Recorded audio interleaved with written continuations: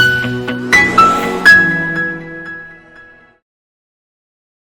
everyone, welcome back to our Auto Accounting series. In this video, we will discuss what are the sales credit limit and how we can use the sales credit limit in Auto Accounting system. तो इस video में हम discuss करेंगे कि sales credit limit क्या होती हैं, वो हम किस तरह क्रिएट कर सकते हैं और ऑटो अकाउंटिंग मॉड्यूल में हम उसको किस तरह यूज़ कर सकते हैं। सबसे पहले डेफिनेशन के साथ प्रोसीड करेंगे। A sales credit limit is use to restrict the maximum amount of credit that a customer can owe before they are allowed to make new purchase.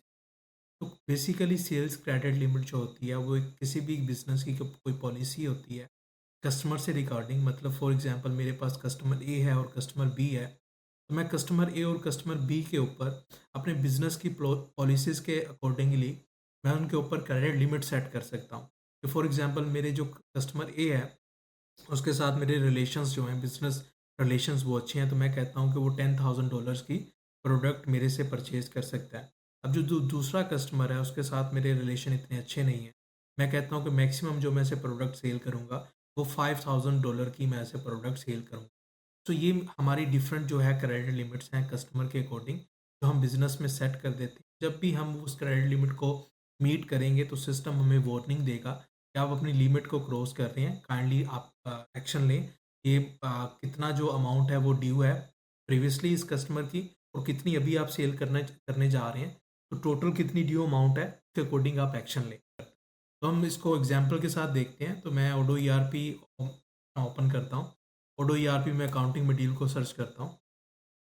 Accounting module में हम सेटिंग में जाते हैं। सबसे पहले मैं आपको बताता हूँ कि आप इसकी कॉन्फ़िगरेशन इनेबल किस तरह कर सकते हैं। यहाँ पे आपने क्रेडिट लिमिट के नाम से सर्च करना है। क्रेडिट लिमिट के नाम का आपको ये कॉन्फ़िगरेशन अकाउंटिंग और कस्टमर इनवॉइसेस में आपको यहाँ पे मिल जाएगी। यहाँ पे जब आप इसे चेक बॉक्स को चेक कर देंगे सेल्स क्रेडिट लिमिट को, तो ये कॉन्फ़िगरेशन आपके लिए इनेबल हो जाएगी। सेल्स ऑर्डर की बेसिस पे या इनवॉइसेस के बेसिस पे आप इसको यूज़ कर सकते हैं। अब यहाँ पे जो डिफ़ॉल्ट क्रेडिट लिमिट है वो यहाँ पे आ रही है। जो मैंने आपको बताया, अगर आपको सभी कस्टमर आपके इक्वल हैं, आप किसी के मतलब आप कहते हैं कि सभी कस्टमरों का $1,000 का ही आप प्रोडक्ट सेल करोगे, तो यहाँ पे आप लिमिट सेट कर सकते हो $1,000 की। इससे ज़्यादा मतलब जब भी ये लिमिट क्रॉस होगी तो सिस्टम आपको नोटिफ़ाई करेगा और सभी कस्टमर पे ये by default credit limit apply हो जाएगी। एक इसका दूसरा तरीका ये है कि आप कहते हैं नहीं, मेरा हर जो कस्टमर है उसकी क्रेडिट लिमिट डिफरेंट है according to my business relation, तो मैं हर जो कस्टमर की क्रेडिट लिमिट को सेपरेट से डिफाइन करना चाहता हूँ। तो आप इसको इस कॉन्फ़िगरेशन को चेक करने के बाद सेव कीजिएगा। ये कॉन्फ़िगरेशन आपके लिए इनेबल हो जाएगी। इसके बाद आपने कस्टमर में जाना है। कस्टमर में आपने कस्टमर्स के ऊपर क्लिक करना है। तो कस्टमर्स के अंदर जाके आप जो भी कस्टमर आपके साथ हैं उनकी आप क्रेडिट लिमिट डिफाइन कर सकते हैं कस्टमर्स लेवल के ऊपर। सपोज़ करो हमारी जो डेटाबेस है, मैं उसमें कस्टमर्स में जाता हूँ और यहाँ पे मेरे पास कुछ फ्यू कस्टमर्स अवेलेबल हैं। तो मैं कस्टमर लेवल पे इस क्रेडिट लिमिट को किस तरह सेट करूँगा? मैं किसी भी क कस्टमर को ओपन करता हूँ। फॉर एग्ज़ाम्पल ये मेरा कस्टमर है, ये वाला।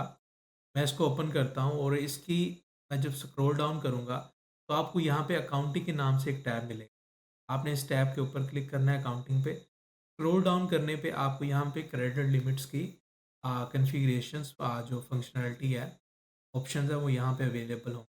बाय डिफ़ॉल्ट सिस्टम आपको बताएगा कि कितना आपने इस कस्टमर से रिसीव करना है।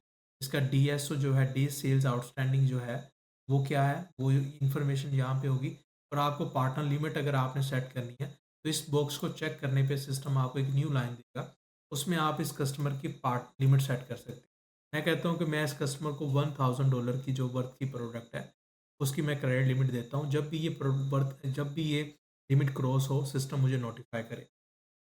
मैं इसको सेट करूँगा।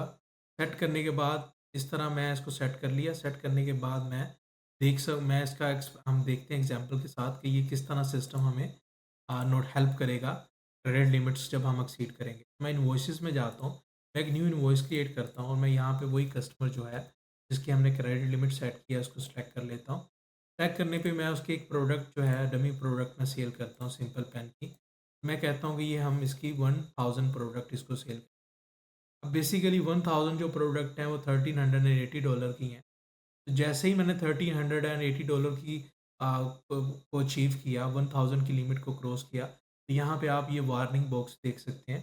सिस्टम ने हमने वार्न कर दिया, नोटिफ़ाई कर दिया कि इस कस्टमर ने अपनी जो क्रेडिट लिमिट है 1000 की उसको मीट कर लिया है। टोटल जो अमाउंट ड्यू है अगर आप ये सेल करते हो $1380, आपको उसके अकॉर्डिंगली एक्शन लेना है। फॉर एग्जांपल अगर मैं यहाँ पे क्वांटिटीज़ रिड्यूस कर देता हूँ, क्रेडिट लिमिट को हम मीट नहीं करते, तो यहाँ पे कोई वार्निंग साइन हमें सिस्टम शो नहीं करेगा। तो ये एक जो है एक पॉजिटिव फंक्शनैलिटी है, एक वेरी बेनिफिशियल फंक्शनैलिटी है ओडो अकाउंटिंग सिस्टम की, सेल्स क्रेडिट लिमिट, जो हर बिज़नेस की बेसिकली ज़रूरत होती है, क्योंकि हर बिज़नेस में बस कुछ कस्टमर्स ऐसे होते हैं जिसके साथ आप क्रेडिट पे काम कर रहे हो।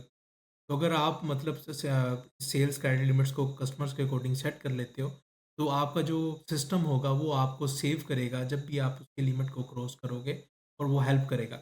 अब एक तो नोटिफाई सिस्टम आपको यहाँ पे कर रहा है, दूसरा आप उस कस्टमर में जाके भी एक तो आप अपनी अकाउंटिंग रिपोर्ट से चेक कर सकते हैं कि किस कस्टमर का कितना हमारे पास मतलब कि हमने रिसीव करना है, मतलब पार्टनर जो हमारे पास एज रिसीवेबल है, ऐसे भी हम इस चीज़ को चेक कर सकते हैं।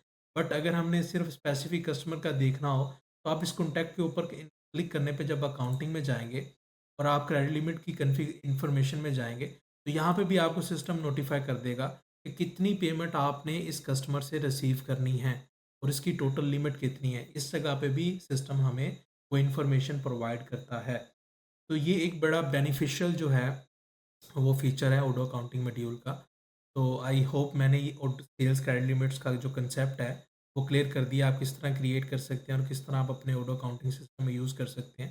अगर आपको ये वीडियो पसंद आई ऐसे शेयर करें, लाइक करें अपने दूसरे दोस्तों के साथ, और stay tune for my new videos. तब तक के लिए अपना ख्याल रखिएगा। Thank you for your time. Have a good one.